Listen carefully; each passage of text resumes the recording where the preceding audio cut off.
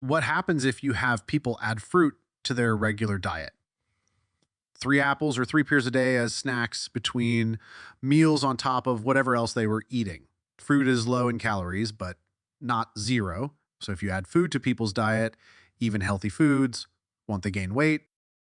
No, we lost a couple of pounds. Maybe it was all of that fiber. If you remember, we learned our gut bacteria can create anti obesity compounds from fiber.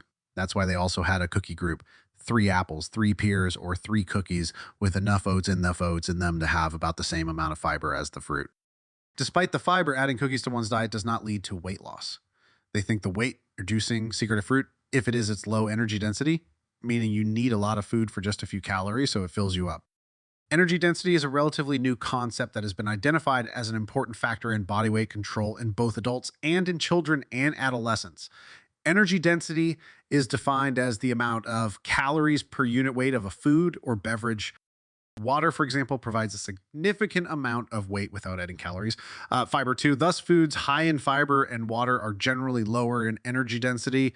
On the other hand, because dietary fat provides the greatest amount of calories per weight, foods high in fat are generally high in energy density.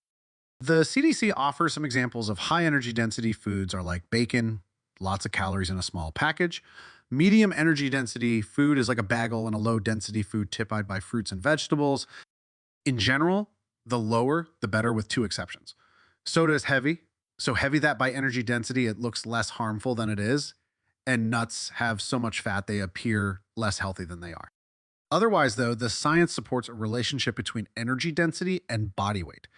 Since they're consuming diets and lower energy density may be an effective strategy for weight control. This is because people tend to eat a consistent weight of food. So when there's less calories per pound, calorie intake is reduced. A small drop in energy density can lead to a small drop in weight. And the greater the decrease in energy density, the greater the weight loss. Energy density can be reduced in a variety of ways, such as the addition of fruits and vegetables to recipes or by lowering the fat or sugar content. Sure.